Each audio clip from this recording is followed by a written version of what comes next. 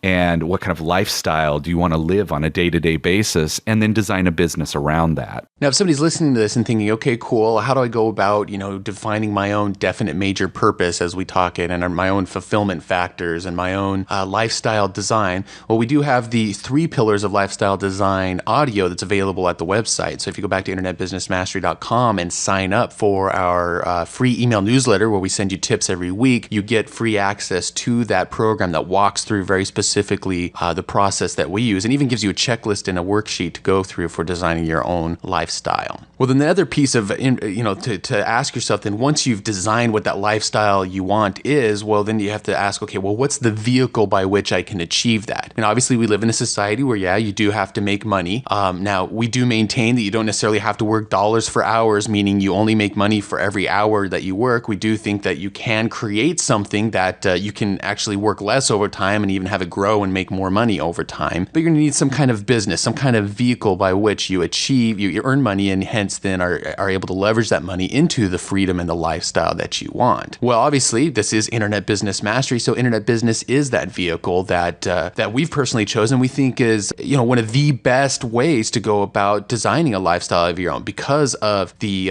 location independence that it affords you. I mean, I've been able to live wherever I want as long as I have internet access to be able to go online and do my business. So a lot of times when I would talk to people in Buenos Aires, they'd be like, well, how can you live here for 3 months? What do you do? Did you get a job down here? It's like, no, I just have a business. They're like, oh, how do you run your business from a different country? It's like, well, that's the nature of the business it is. I have people all over the world who work for me, people all over the world who are my customers, and that's provides the money for my lifestyle. So it can be automated. It can be very profitable, especially since we're talking here about information products where, people will pay for your expertise. People will pay to have, to connect with an expert who solve a problem or heal a pain in their life or their business for them. This is the information age, and the cost to put together information products is actually very, very little. You can do it, you can make one this week versus, some physical product that you have to prototype out and test out and go and have something made up and then test it again. And when I worked as an engineer, there could be a year-long product cycle to get something out, and that's not the case at all. So it's like you can make something quickly, get it to market quickly, adapt it quickly, and you can mark it up rather than like the 2 times markup that stuff we made when I was an engineer had. You can mark stuff up 10 to 100 times more than the cost that it cost you to put it together because it's the information that people are paying for, not the physical thing itself. Just all those factors come together to mean that internet business is an ideal vehicle by which you can provide for and create your ultimate internet lifestyle. Now, another important piece of this first step of designing your ultimate lifestyle is the mindset shifts, the thinking paradigms, the way you think, the things that have to shift or change in order to get into the right place and to succeed in internet business and to succeed in designing your own lifestyle. There's all kinds of beliefs and value statements and things that determine how we behave and how we think, and how we think determines how we behave. So things that we've talked about on the show like money. How do you think about money? How do you think about your time and the value of your time? Do you believe that $10 an hour is all you're worth and your wage job is adequate? Or do you firmly believe that you can be worth $100 or $200 or $300 an hour and that you can have a business that provides for that even without you having to work a certain amount of hours for that to happen? Now, of course, we go a lot more into detail about these specific mindset things in the Academy, but we've also talked about them on the past in the show here a bit. So, those mindset shifts happen by, associating with the right kinds of people, reading the right kinds of books, being very self-aware, looking at the beliefs that currently, and the fears and the value statements that currently dictate the life that you have created for yourself, whether willingly or otherwise right now, and what can you do to change the ones that are maybe preventing you from taking a step forward towards what you ultimately want in life. So mindset shift is also key. Continual learning and self-evaluation and shifting of that mindset is going to be important in this process. Yeah, and really it's so rare that online business educators ever even talk about something like mindset. And in fact, none that we found. Anything we went through, nobody ever spoke about mindset. And the funny thing is I found it was one of the most important things for me to handle was my mindset about this stuff. And even now, we both deal with mindset issues that kind of get in the way of going to the next level. But luckily, since we, like we said, we know what our definite major purpose is, what we've designed our life to be, we can easily come back to that, and that helps make those decisions.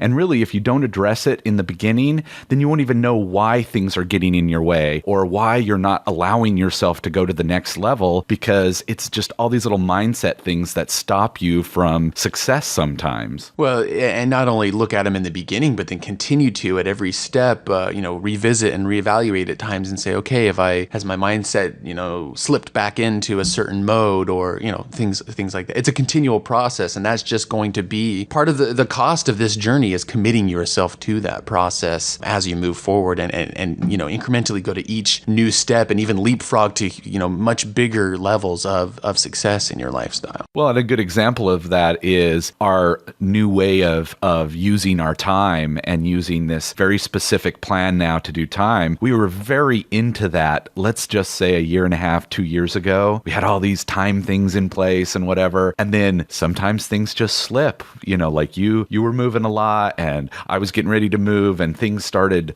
slipping. And it's good every once in a while to go, hey, wait, the things that I actually put into place have now slipped and are really loose. It's time to, look at the way I'm thinking about that again. Absolutely. That's the number one step in the blueprint, is the lifestyle design element. Design your ultimate internet lifestyle and what you want it to look like, so you know the goal that you're shooting for. All right, so if internet business and information products are the vehicle that we're going to use, then you got to decide, well, what is the market that you're going to go into? And so, step number 2 is going to be choosing a profitable niche or a profitable market in which you're going to build your business. And the thing that we talk about here a lot is, you can take your passions and your expertise and your hobbies and turn these things into a money machine, or even things that you want to learn more about. And you'll get varying opinions about, how important passion is. We definitely put a lot of emphasis on that personally, because maybe we're just passionate people in our lifestyle design, but, finding something that you can just really go after and deliver incredible value within a certain market, and whether scuba diving or meditating or, macrame is another one we like bringing up recently, just because it's a cool word, I guess. Whatever your chosen area, you might be thinking, well, what do I know? Or what do people care? It's like, what, the world is a big place, and whatever your particular interest or expertise is, your very specific type of law that you practice, or your particular angle on freelancing and graphic design, whatever it is, there's other people out there who are interested in the same things, who can benefit from what it is that you know. And people in this world are looking for leadership. They're looking for people to stand up and go, look, I've got good information. Here's something you can follow. It's a system. It's proven. I've put it all together. I can be a trusted source. And when they find that and attach to that, people will pay good money to have access to that kind of thing, because it solves a pain. It makes their life easier. So you choose a niche in which you can, turn your passion or your expertise or your hobby into a money machine for yourself. Yeah, it's funny because I've heard other people say, don't worry about the passion part. And like you said, maybe it's just because we're passionate people. But if I don't have like a deep desire or passionate about something, it's so much harder to trudge through some of the business stuff. And like it would be really hard for me to do business if I had to do all the boring stuff of selling diet patches or mortgages or something I have no interest in. It's like, call me crazy, but I want to have passion for my business, not just for the money. Absolutely. And when we talked about that in the academy, we've had a couple people go, well, why isn't money enough? And in the beginning, I'll admit, early on in my business, sometimes it was like, man, I just want to do the thing that's going to bring me the cash fastest. But I'll tell you, in my experience, over and over again, when I've just chased the money, it's not worked out nearly as well for myself. So that's why, we absolutely talk about find a viable market, make sure it's a market that there's people, who are ready to buy and willing to buy and have a need and a desire that they're aware of and that you have a solution for and all those things. But, it's important to make sure that it's something that you're actually interested as well. Now, I won't say that there's not some business people out there who go ahead and thrive off of just chasing the money, and maybe one of those kinds of people. But a lot of the people that myself included, and both of us that we've associated with, have had that element of also finding something that they can sustain themselves with. Because again, it's about lifestyle design and what's going to fulfill you. So if you're one of those people that can be fulfilled just off of, being a marketing junkie and a money magnet, then, maybe go for it. But, obviously consider all those things as you're choosing what niche you're going to go into.